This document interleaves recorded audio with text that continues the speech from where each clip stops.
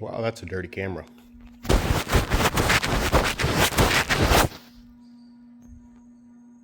Yeah, that'll do.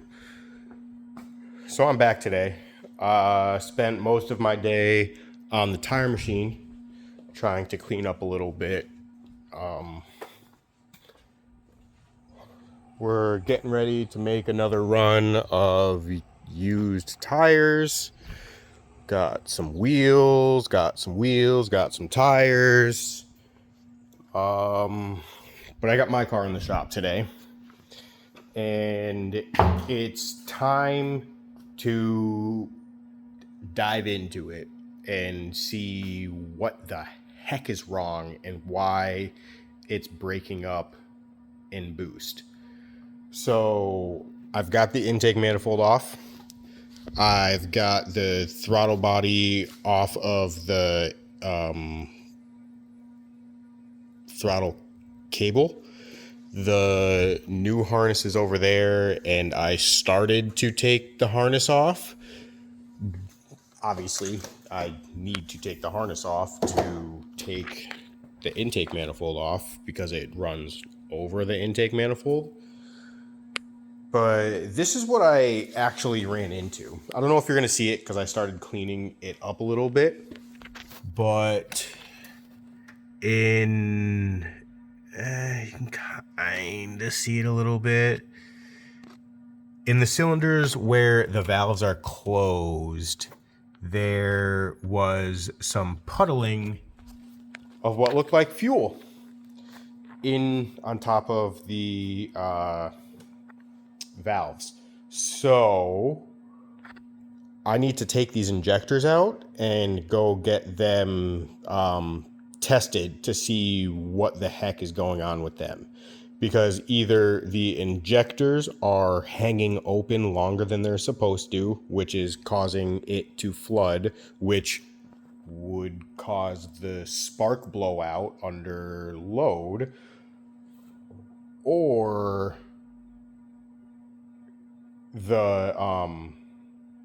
there is actually something wrong in the harness, and whatever's wrong in the harness is causing the injectors to dump fuel. Either way, the injectors need to come out of the manifold, and I need to go get them tested. Honestly, it's not the first time that these injectors would have been tested. I've had them tested before, and everything came back good. So we're just going to test them again just for peace of mind to make sure that they are operating properly, because injectors and your fueling system is one of the most important things about, your aftermarket turbocharged car.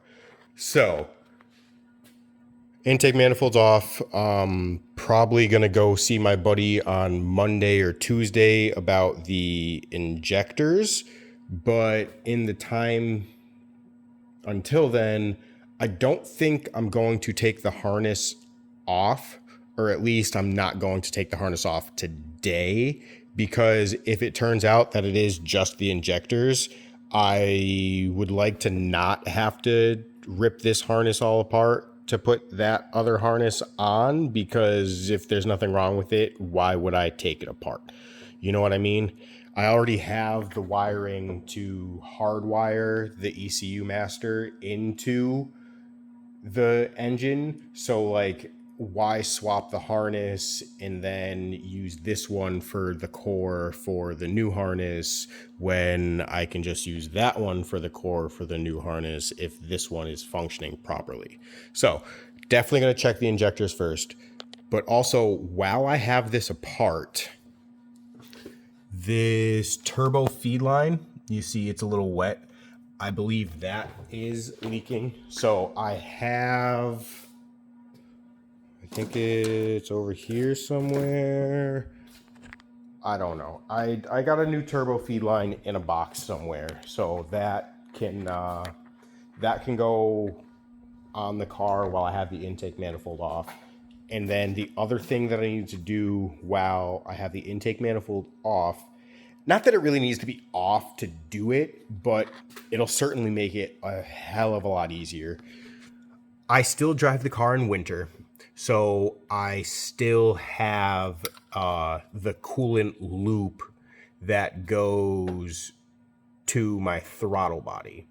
So just to help with warming the air when it's freezing cold outside. I don't know. I don't know why they do it, but I have deleted it in the past, and I actually didn't notice any difference. So I may just connect these two hoses, take the hoses off of the throttle body, and then just connect these two hoses, because this coolant loop is what feeds my turbo, which is another thing that I need to replace because it has a coolant leak. Man, aren't cars so much fun? But the reason I mentioned that and my throttle body is because look at this. Closed, wide open, let it go. Why is it not springing closed? So this throttle body needs to be taken apart and rebuilt. It works fine, but if it sits for a night, this is what I come out to. And if I don't, lubricate it and get it free before I start the car, the first time I press the throttle, it just stays open and stays open and stays open until it goes all the way. And if I jab at it and let go, sometimes it'll let off, but for the most part, it just sticks wide open until I lubricate all of the different joints. So it either needs to be taken apart completely and rebuilt or just swapped out. And seeing that I have another M50 that I've already purchased that has a throttle body on it, I'm just going to use this one because this one works as it's supposed to. So rather than mess with taking that one apart to try and rebuild it, I'm just going to use the one off of that car. Other things that I plan to do while the car is apart and in the shop, I would like to fix this front lip. This piece has been broken off since driving it in the wintertime. There is a crack right here by my boot, and you can see it needs paint badly. I actually still have the piece that broke off, so I can put it back on. I just need the time to do it. Another thing is I have eyebrows for the headlights and side markers, and this side marker needs to be reattached. And not only does it need to be reattached, but the blinker is also not working. So I need to take one of my spare pigtails and rewire that driver side turn signal. But I'm happy to be finally working on the car, but at the same time, it's annoying because there's always something with the cars, man. It is literally never ending. And I know you don't want to hear me talking, but I need the talking and the thought process to get my ideas in order in my plans for the car, and just trying to keep track of what I have done and what needs to be done with the car. So that is kind of it for working on the car for today. I was planning on pulling the whole harness out, but again, because I found the issue with the injectors, I would like to check the injectors before taking the harness out. So I'm actually going to call it a day here working on the car, and I'm going to go home and do a little bit on my dirt bike because I want to ride that thing too. All of my fun vehicles, the Turbo E36 and my dirt bike, they're all down. And all I have to drive is my Scion XB, which, yeah, it gets 42 miles to the gallon, but it's just not as fun.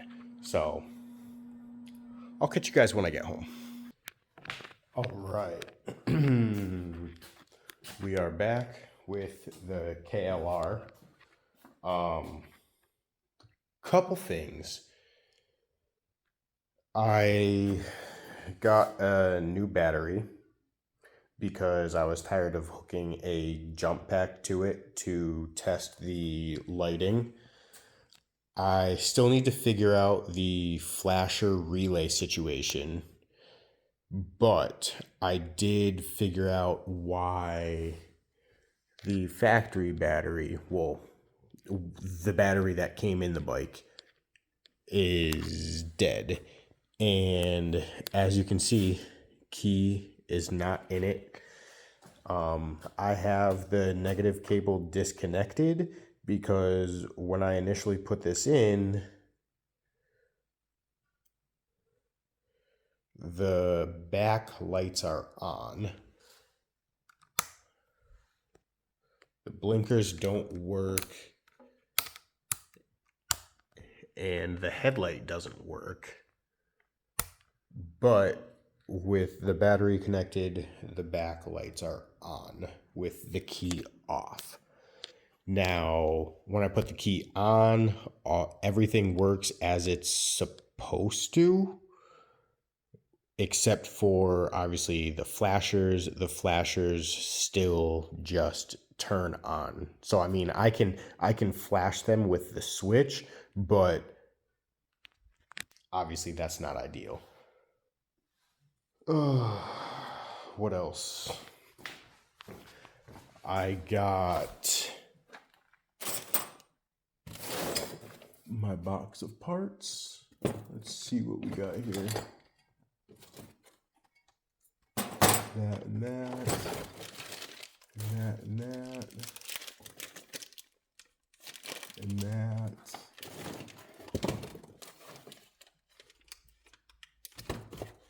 And that.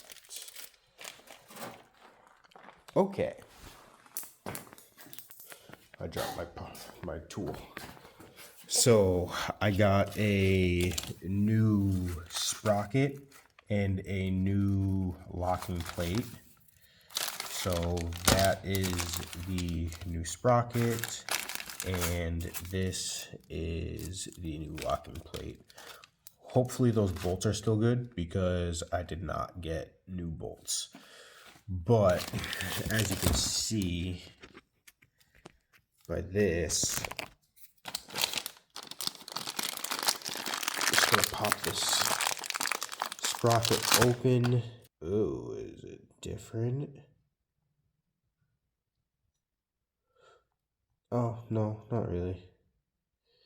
So this one has, on the sprocket side, or on the locking plate side, it's flat and it's flat.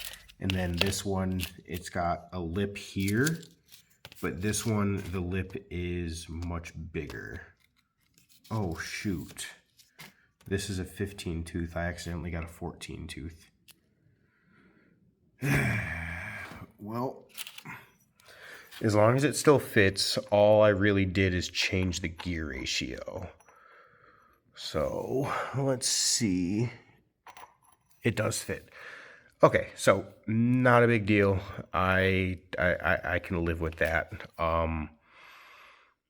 I just want to look into see what that changes in the gear ratio. But when I place this one on here, you can see how worn it is. Let's see if I can get a better angle. Actually, you're not even going to be able to tell because it's a 15 tooth versus a 14 tooth. So it's not going to line up anyways. Moot point. But this was extremely worn out.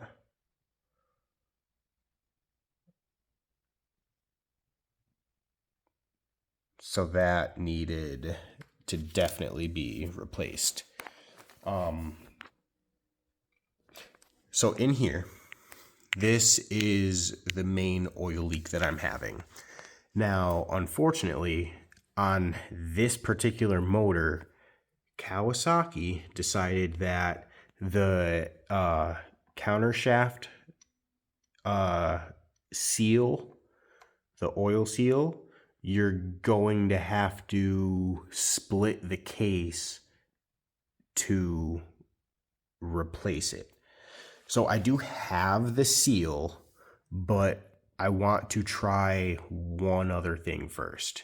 The countershaft seal is comprised of 3 different parts. You have the seal itself, which is the outside of the case. And then you have an O-ring that goes on the shaft itself. And then between the seal and the shaft, well, between the seal and the O-ring, there is a ring. So this goes over the shaft. The O-ring sits on the inside and the seal rides on the outside. Now, the leak, I don't know exactly where it's coming from. So what I'm going to do is I'm going to do the easy part first, which is going to be removing this piece and removing the O-ring and replacing those. Because if this is grooved, then the seal doesn't have a good surface to seal against. And if this is bad, then it could be leaking between the shaft and this ring or spacer or whatever you want to call it. So what I need to do is pop this ring off and check how the ring looks, where it connects, or not where it connects, but where it rides on the countershaft seal. So I've got these guys. Sorry, I'm one-handed, or I'm two-handed, but I'm trying to film for you.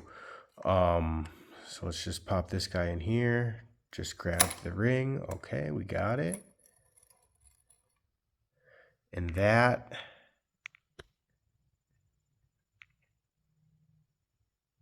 honestly does not look bad. Let me put it down, pick it up with my hands. I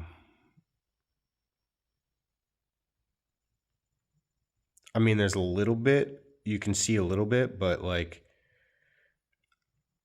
I can't feel, like there's nothing, I can't feel anything. I don't think I can feel anything with my fingernails either. Maybe a little bit. And then, let me see if I can get some light. So then that is the O-ring. I mean, it's pretty filthy in there, but the seal doesn't look too bad. Let me see if I can grab my pick.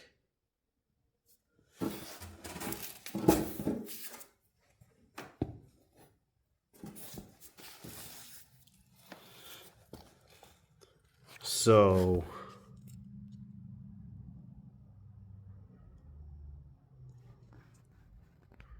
the seal is still,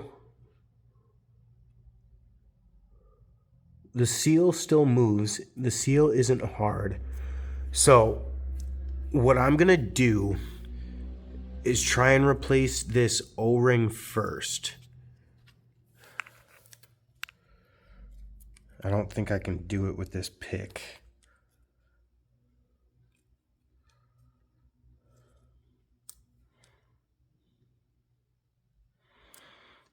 I grabbed this one because I figured it might be less damaging to everything, seeing as it's plastic and I don't want to damage the seal and have to split the case. But I don't think, yeah, I can't really get in there. Oh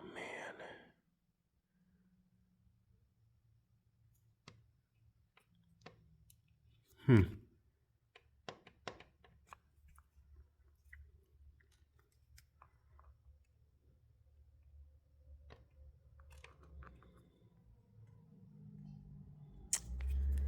Yeah, I don't know. I think I need two hands. I gotta put you guys down. So I sacrificed the integrity of this plastic pick, and I was able to hook it around this O-ring, and it seems, hang on, me, doesn't look like I damaged the seal at all, but that O-ring is a bit swollen. So let's see if I can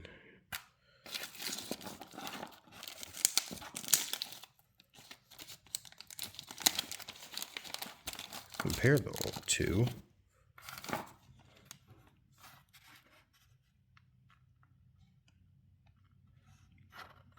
Yeah, that one's pretty swollen. I wonder if it has anything to do with the fact that he was running regular motor oil instead of something that was good for a wet clutch. So let me grab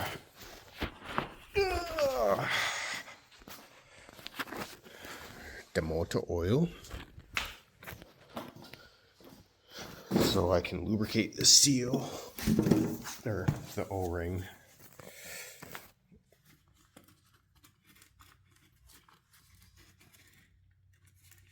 Come on. Now I don't have enough oil, but I should have enough to see if it's going to leak out or not. Again, I have to put you guys down. I don't have a tripod here with me. Sorry. I need two hands. So we're just gonna dip that in the oil.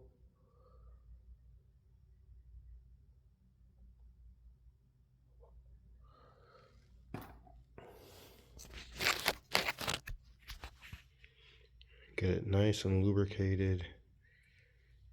Make sure I don't pinch it on anything. And we're just gonna slide it over. Oh, we accidentally put it in the first groove. My hand's all oily. All right. So we're gonna utilize this plastic pick. We're gonna get the hair off of it first. We're just gonna slide her on in. I need two hands. We're just gonna slide her on in.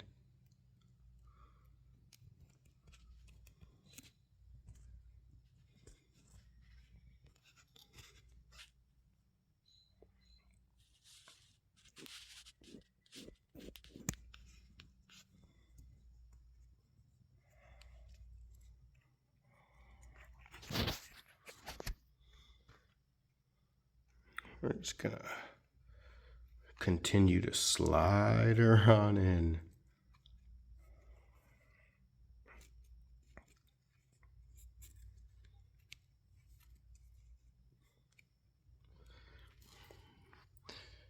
This is a pain. I need to put you guys down. All right, you see the O-ring? It is all in its place. And I'm gonna grab this new ring.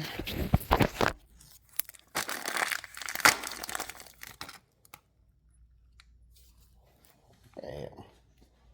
So like, that's the new one.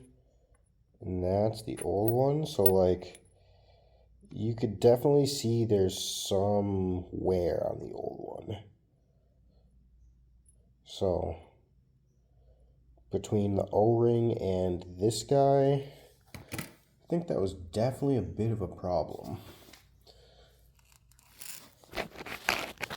So we are going to do essentially the same thing with this. We are going to lubricate the inside of it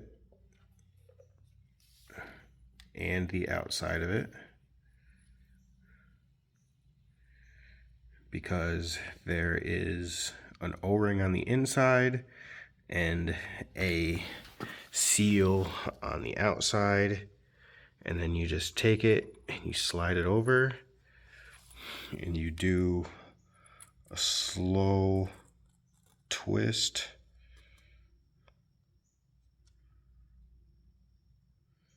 to make sure that you don't hurt the O-ring.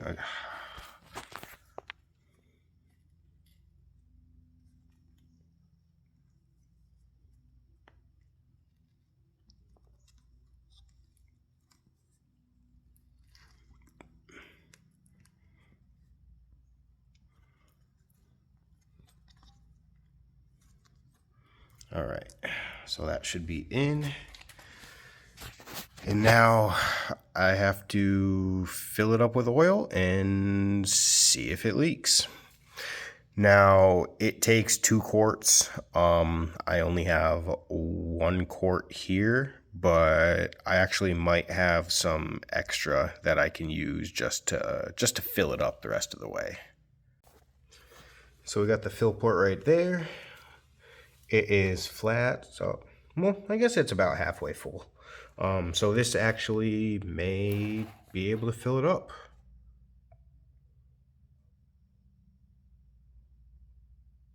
I made a mess.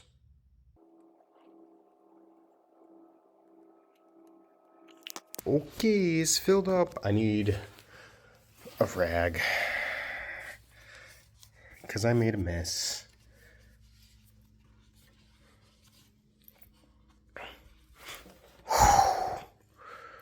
I forgot it shakes a little bit. I definitely just scared myself so bad. Is that it leaking already?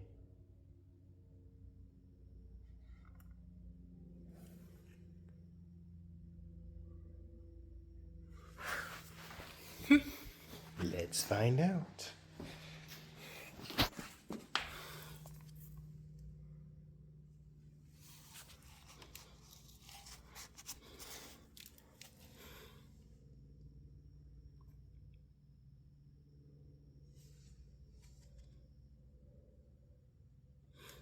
Or is that just what I spilled? Because it's definitely not leaking from up here yet.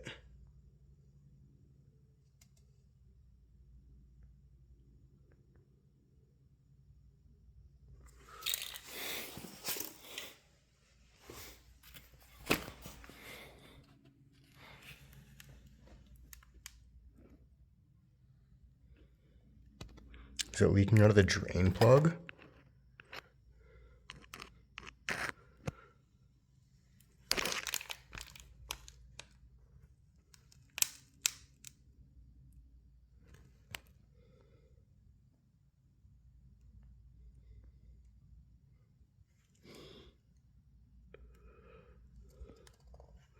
I think it might be leaking out of the drain plug.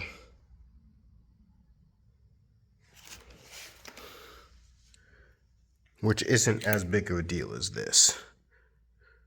The drain plug, all I have to do is drill it out and re-tap it, because it's an aluminum thing and the threads always tear out of these. So that is easy enough to fix.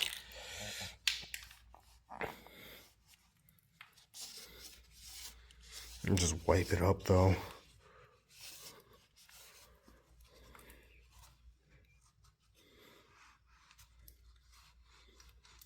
I want to start it, but like I just put that gas tank on and I haven't connected the fuel lines, as you can see. Well, this is for the coolant overflow. This goes to here, and then there is a vent tube here that needs to be connected. But this is the main one, and I have no fuel, so I'm not going to be able to start it tonight.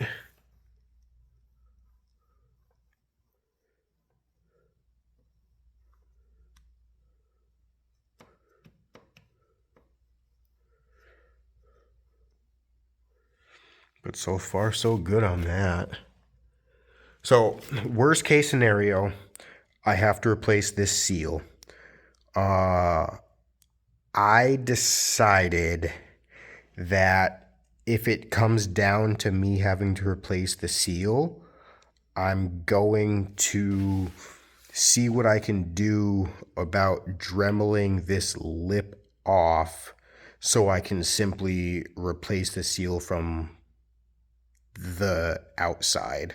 Now, I know that is risky, and I obviously risk damaging the case of the motor, but I'm not really worried about that. I can buy a whole nother bike with another motor for like $800 to $1,000. So like, if I have to buy another motor or find another motor somewhere, that is honestly not the end of the world. But so far, so good. It doesn't look like it's leaking.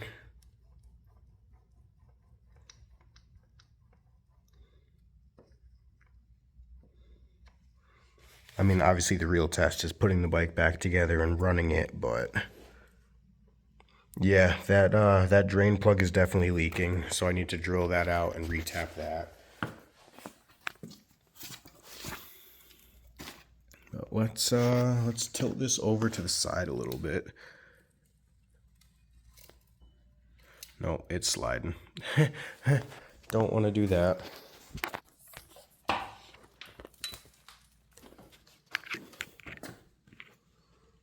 All right, whatever. That's that for the night. I'm actually going to take it off of this stand and just have it on the kickstand on the cardboard so that I can see specifically where it is dripping from instead of trying to decipher from underneath this stand. But that's going to do it. I got nothing else. I'm tired. I'm ready for bed. This thing, I don't really have much more I can do on it tonight, and yeah, that's really it. I just want to be able to ride this thing. That's all. So hopefully this new O-ring and spacer can fix the leak that I had, and I'll be able to ride this thing soon. But I hope you guys enjoyed this one. Hopefully in the next one, I will be boosting in my Turbo e36 again and or riding my dirt bike. Peace out, guys.